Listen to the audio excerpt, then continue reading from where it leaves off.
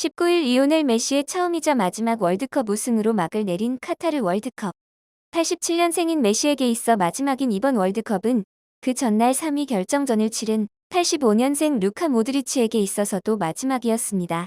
지난 대회에서 크로아티아의 준우승을 이끌었던 그는 이번 대회에서 3위 메달을 받으며 유종의 미를 거뒀는데요. 그 메달을 받을 수 있게 한 결승골의 주인공이 4년 전까지 K리그에서 뛰었다고 한다면 믿어지십니까? 우리 시간으로 18일 도하의 칼리파 국제 경기장에서 열린 카타르 월드컵 3위 결정전은 다음날 있었던 결승전 못지않은 주목을 받았습니다. 오랜 시간 레알 마드리드와 크로아티아의 중원을 책임지며 메시와 크리스티아누 호날두의 시대에 그 둘을 제치고 2018년 발롱도르를 받은 루카 모드리치의 마지막 월드컵 경기였기 때문이지요. 그 상대는 모드리치와 한때 한솥밥을 먹었던 호날두를 집으로 보내며 월드컵 사상 아프리카 국가 최초로 4강에 올라 세계를 놀라게 했던 모로코. 세계 축구 팬들의 이목이 쏠리지 않을 수 없었던 경기였습니다. 그런 관심에 걸맞게 경기는 전반 7분 만에 크로아티아의 요슈코 그바르디올이 선제골, 그의 질세라 2분 뒤 모로코의 아슈라프 다리가 동점골을 넣는 등 초반부터 치열한 양상. 이후 양팀 모두 추가 득점을 위해 날선 공방을 이어갔지만 전반 40분이 지나도록 어느 쪽도 추가 골은 없었는데요. 그렇게 41분 30초가 넘은 시점에서 최전방 공격수 마르코 리바야의 패스를 페널티 박스 왼쪽에서 받은 미슬라브 오르시치가 가마찬 공이 골대를 맞고 모로코 골문 안으로 들어갔습니다. 그렇게 전반 40분이 넘도록 지속된 1대1의 균형은 무너지고 크로아티아가 2대1로 리드하기 시작했지요. 크로아티아의 리드는 후반전에도 이어졌고 경기는 2대1 스코어 그대로 종료. 오르시치가 넣은 원더골은 결승골이 되어 크로아티아의 3위 메달을 안겨줬습니다.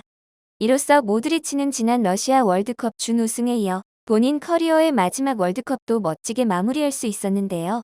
모드리치가 마지막 월드컵 메달을 목에 걸 수 있게 해준 오르시치도 자신의 결승골을 두고 의심할 바 없이 내 커리어에 있어 가장 중요한 골이었다며 나의 가족들, 내 와이프와 아이들에게 골을 바친다고 했습니다. 그렇게 본인 커리어는 물론 크로아티아 축구 역사에도 길이 남을 골을 넣으며 승리의 주역이 된 오르시치. 그런 그가 4년 전만 해도 저 멀리 대한민국의 K리그에서 뛰었다고 한다면 국내외를 막론하고 놀라실 분들이 많을 겁니다. 포르투갈전에서 동점골을 넣으며 월드컵 2대회 연속 득점이라는 중앙 수비수로서는 흔치 않은 기록을 세운 김영권은 이번 시즌 K리그 우승팀 울산 현대의 이름을 세계에 알렸는데요. 그 울산 현대에서 4년 전까지 오르샤라는 이름을 달고 에이스 역할을 했던 게 바로 오르시치였습니다. 그가 K리그에 오게 된 사연을 보면 기고하기 짝이 없는데요. 2013년 자국 U21 대표에 선발되는 등 축구 선수로서 탄탄대로를 밟던 오르시치는 이탈리아의 스페치아로 이적했습니다. 지금은 세리에아에 있지만 당시에는 2부인 세리에베에 있었던 스페치아. 그전까지 자국 리그에서 촉망받던 유망주였던 오르시치는 2부 리그임에도 9경기밖에 못 뛰고 골은 하나도 넣지 못하는 등 적응에 실패하며 한 시즌 만에 크로아티아로 돌아가야 했습니다. HNK 리에카로 이적하며 조국에 돌아온 오르시치. 그러나 2부 리그에서도 실패한 선수를 리에카는 반겨주지 않았고 약소 리그인 슬로베니아 리그로 임대를 가야 했습니다. 임대에서 복귀한 뒤에도 팀에 그의 자리는 없었는데요. 그때 현역 시절 K리그에서 잠시 뛰었던 자신의 에이전트 브랑코 후츠카로부터 한국에 가보는 건 어떠냐는 권유를 받았습니다. 후츠카는 오르시치에게 한국은 외국인 선수를 존중하며 생활적 측면에서도 체계적이라며 아직 커리어가 발전하지 않은 너에게 도움이 될 거라고 설명했는데요. 그 말을 들은 오르시치는 다른 더 좋은 곳으로 갈 방법도 없었기에 한국행 비행기에 몸을 실었고 2015년 2월 전남 드래곤즈에 임대되었습니다. 우리 축구 팬들에게 익숙한 이름이 된 오르샤라는 이름을 달고 말이지요. 훗날 본인이 회상하기로는 어디로 가는지도 몰라서 무서웠다는 한국행은 오르샤의 커리어에 있어 일대 전환점이 되었습니다. 초반에는 적응에 어려움을 겪었지만 5월 말 첫 골을 터뜨린 걸 시작으로 전남의 에이스로 자리 잡은 오르샤는 시즌 종료 후 전남으로 완전 이적하며 드디어 떠돌이 생활을 청산했는데요.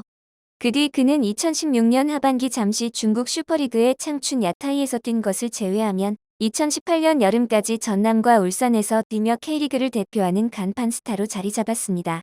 오르샤는 K리그에서의 생활에 대해 후에 자국 언론과의 인터뷰에서 자신의 커리어에 있어 완전 히트작이었다고 했는데요. 그럴 만도 한 게 한국에서 자신의 커리어를 다시 살려낸 건 물론 아내인 수잔나와도 결혼하는 등 본인 가족사에 있어서도 중요한 분기점이 되었습니다. 그는 한국은 우리 가족의 삶에서 중요한 역할을 했다며 나는 그곳에서 아내에게 청혼했고 아들을 가졌다고 추억하며 처음에는 쉽지 않았지만 아내 수잔나와 함께 금세 적응했다고 회고했지요. 한국의 축구 환경과 문화에 대해서도 칭찬을 아끼지 않았습니다. 오르샤는 많은 유럽 선수들이 K리그로 이적하면 한국 축구의 높은 레벨과 좋은 시설들에 놀란다고 했는데요. 그의 말대로 오르샤와 같은 동유럽권 선수들은 그들의 실력에 비례하지 못하는 낙후된 시설에서 축구를 하다 한국의 좋은 시설들을 보고 감탄하는 경우가 많습니다. 팬들에 대해서도 한국 팬들은 매우 예의가 바르다. 승패와 상관없이 팀을 응원한다며 선수들과 만날 기회가 주어지면 늘 침착하고 참을성 있게 줄을 서서 사인해주길 기다린다고 했지요.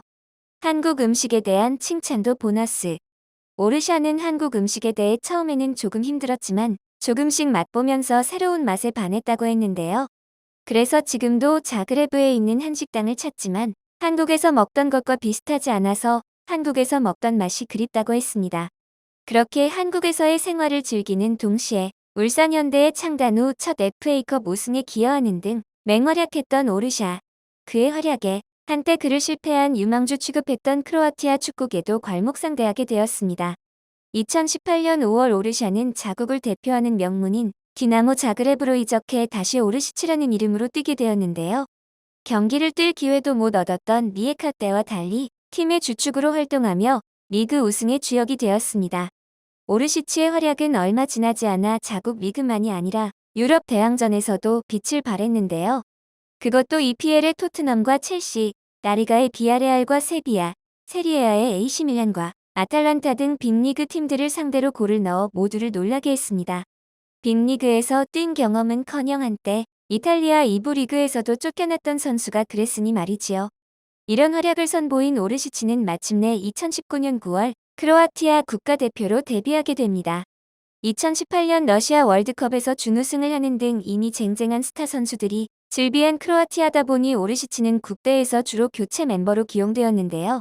그렇지만 작년 유로 대회 때 스페인과의 16강전에서 해당 대회에서 처음으로 나온 경기였음에도 한 골 한 도움을 기록하는 등 출전하면 좋은 모습을 보여줬습니다. 이에 그는 이번 월드컵 대표에도 선발되었지요. 월드컵에서도 오르시치는 마지막 경기였던 3위 결정전을 제외하고는 모두 후반 교체로 출전해야 했는데요. 주전이라 할 수 없는 입지임에도 조별리그 마지막 경기였던 벨기에전을 제외한 모든 경기에 출전해 이런 대형 대회에서도 충분히 활용될 수 있는 기량을 가졌음을 입증했습니다. 특히 캐나다와의 조별리그 2차전과 브라질과의 8강전에서는 각각 후반 막판과 연장전 후반이라는 뭔가를 하기에는 너무나 늦은 것 같은 시간에 투입되었음에도 도움을 기록했는데요. 8강전의 경우 동점골을 도운 것이라 사실상 크로아티아가 승부차기에서 브라질을 꺾고 준결승에 진출하는 발판을 마련해줬다고 해도 과언이 아닙니다. 이와 같이 전부 다 합쳐도 한 경기도 채우지 못하는 시간밖에 뛰지 못했음에도 이 도움을 기록하며 크로아티아의 4강 진출에 기여한 오르시치. 준결승까지 치르면서 주력 선수들의 체력이 소진된 크로아티아는 다소 늦은 감이 있지만 3위 결정전에 그를 선발 출전시키면서 오르시치는 생애 처음으로 월드컵 경기에 선발 출전하게 되었습니다. 그 결과는 앞에서 말씀드린 그대로 오르시치는 이 경기에서 본인의 A매치 두 번째 골이자 월드컵에서의 첫 골을 기록하는 데 성공했습니다. 한때 갈 곳이 없어서 멀리 한국까지 가서 뛰어야 했던 선수가 월드컵의 영웅이 된 것이지요. 오르시치는 이번 월드컵에서 풀타임을 소화한 3위 결정전까지 합해도 두 경기에도 못 미치는 시간을 뛰었지만 한 골 2도움이라는 준수한 성적을 거뒀습니다. 92년생으로 만으로 따져도 30대에 접어든 그지만 월드컵에서의 활약으로 빅리그 팀들로부터도 많은 관심을 받고 있는데요. 그의 빅리그 진출이 현실이 될 수 있을지는 지켜봐야겠지만 한 가지 사실만은 분명합니다. 그의 재능을 가장 먼저 알아보고 키운 곳은 K리그라는 거. 그리고 그런 오르시치를 키운 K리그는 일각의 편견처럼 허접한 리그가 절대 아니라는 것 말입니다. K리그는 오르시치 외에도 김민재, 황인범, 이재성 등 이번 월드컵에서도 활약한 여러 선수들이 뛰고 성장한 리그기도 하지요. 월드컵은 끝났지만 이번 겨울이 지나고 봄이 다가오면 K리그가 다시 막을 올립니다. 우리 고장에서 우리의 눈으로 직접 제2의 오르시치 제2의 김민재가 될 선수들을 보고 응원해보시는 건 어떤가요? 그 성원이 우리 K리그가 다시 한번 세상을 놀라게 할 선수들을 키울 수 있게 해줄 겁니다.